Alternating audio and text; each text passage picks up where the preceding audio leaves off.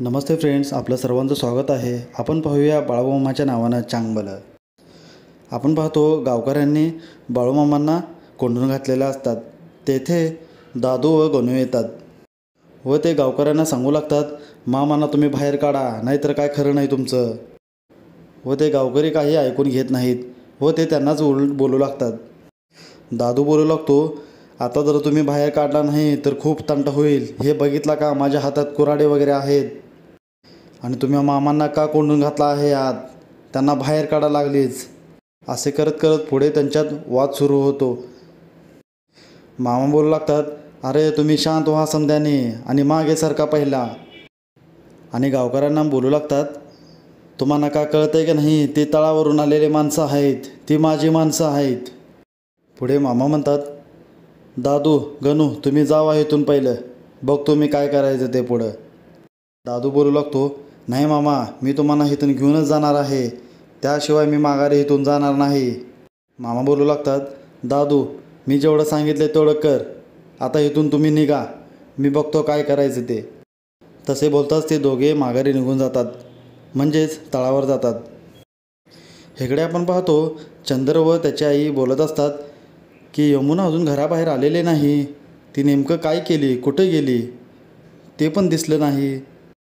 चंद्रची बायको बोलू लागते, होय, जेव्हा आपण तिला दूध दिलं तेव्हापासून ती घराबाहेर आलेलीच नाही. चंद्रची आई बोलू लागते, ती आता नक्कीच मेलेली असेल, पाहूया एकदा काय होतं आहे आता.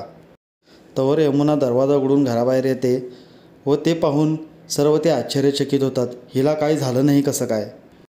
व ते चंद्रची बायको तिच्या खोलीमध्ये जाऊन पाहते तर ते दूध तिनं पिलेले नसते व ते येऊन सांगू लागते, तिनं दूध पिलेले नाही आणि दुधाचा कलर हा लाल झालेला आहे. आणि हे तिला जर समजलं तर नसेल ना. चंद्रची आई बोलू लागते, बरं जाऊ दे, ते भानुदास कुठे गेला आहे ते पहिला बघा आता. चंद्र बोलू लागतो, मी बघतो कुठे आहे तो आणि त्याला घेऊन येतो. इकडे तळावर लोक म्हणत असतात, दादू आणि गणू असेच येत आहेत, काय झालं, मामा कुठे आहेत. ते त्या दोघांनी विचारू लागतात. दादू सांगू लागतो, मामांना तर काय आम्ही घेऊन आलेलं नाही, ते गावकरी तर फार वेळेच आहेत, मामांना कोंडून घातले आहेत ते खोलीत आणि ते काही आमचं एक ऐकून घेत नाहीत.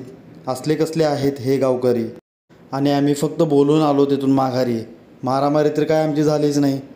मामाने उलट आमासनी तिथून जायला सांगितलं. मला तर असं वाटतंय मामालाच यायचं नाही की काय, खोलीमध्ये बसून राहायचं आहे वाटतं. तळावरील बोलू लागतात, नाही तसं काय नसेल, काहीतरी कारण असेल नव्ह, म्हणून तरी मामाने तुम्हाला दोघांना पाठवून दिलं आहे. मामा काहीतरी करतीलच आता. पुढे आपण पाहतो यमुना ही एकनाथ व रोहिणी यांच्या घरी येते. रोहिणी बोलू लागते, अगं यमुना ये घरी, आत ये, बस इथे, आणि तुझ्या कपाळावर कुंकू नाही आहे, काय झालं. यमुना रडत रडत सांगू लागते की माझा नवरा ह्या जगामध्ये आता नाही आहे, मला वाटलं होतं ते बाहेर कुठेतरी गेले आहेत, पण ते तर ह्या जगामध्येच नाहीत, आणि आता ते तर नाहीतच, आणि मला घरचे तर आता मारायला उठले आहेत, म्हणजेच माझा जीव घ्यायला बघत आहेत ते. रोहिणी बोलू लागते, म्हणून तरी मामाने आम्हाला सांगितलं आहे वाटतं की तुला सांभाळायला. रोहिणी बोलू लागते, तू इथेच राहा आता, तू काहीही काळजी करू नकोस, आपलंच घर आहे असं समज. पुढे यमुना म्हणते, मला मामासनी भेटायचं होतं आणि माझ्यासोबत कोणतरी पाहिजे नव्हं, मी एकटे कसे जाईल तेवढ्या लांब. रोहिणी व एकनाथ बोलू लागतात, आम्ही आहे की, घेऊन जाईल तुला तिथे. यमुना बोलू लागते, तुमचे फार उपकार आहेत बघा, तुम्ही हाक दिली की लगेच येता आणि मदतीला धावून येता. आता ते तिघेही तळावर निघू लागतात. तेवढ्यात तिथे मध्ये एक माणूस त्यांना भेटतो व तो विचारू लागतो, तुम्ही कुठे जात आहे. एकनाथ बोलतो, तुम्ही कोण आहात आणि बैलगाडी का अडवली आहे आमची. तो बोलू लागतो, तुम्ही कुठे चालला आहे ते सांगा आधी मला. एकनाथ बोलतो, तुम्हाला ते काय करायचं आहे, आम्ही कुठेही जाईल. तो माणूस बोलतो, म्हणजे तुला नाही सांगायचं की तू कुठे जात आहेस ते, आणि भानुदास तुला ओळखतो का, आणि भानुदास कोण आहे हे माहीत आहे का, तो कुठे आहे.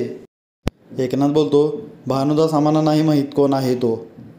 तो माणूस म्हणतो, ह्या गावातला आहेस ना तू, आणि तुला भानुदास माहीत नाही कोण आहे. एकनाथ बोलतो, नाही माहिती आमासनी कोण आहे तो भानुदास, आणि तुम्ही पहिले आमासनी वाट द्या, आमासनी जाऊ द्या इथून.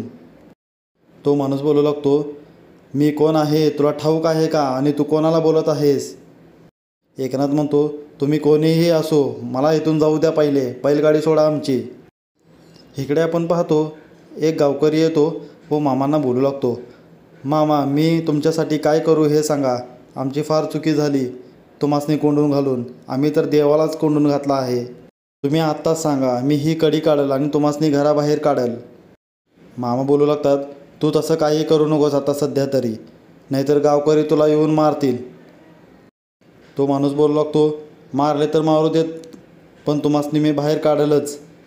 मामा बोलू लागतात, नको जाऊ दे, तू काहीही करू नकोस, मी बघतो काय करायचं ते. तो गावकरी बोलू लागतो, मामा तुम्ही पाऊस पाडा की मग, हे समजच विषयच मिटून जाईल. आता मामा थोडं विचार करू लागतात की काय करायचं पुढे. इथे आपला आजचा भाग संपतो. पुढचा भाग पाहण्यासाठी लाईक करा, कमेंट्स करा, सबस्क्राईब करा. Thank you friends.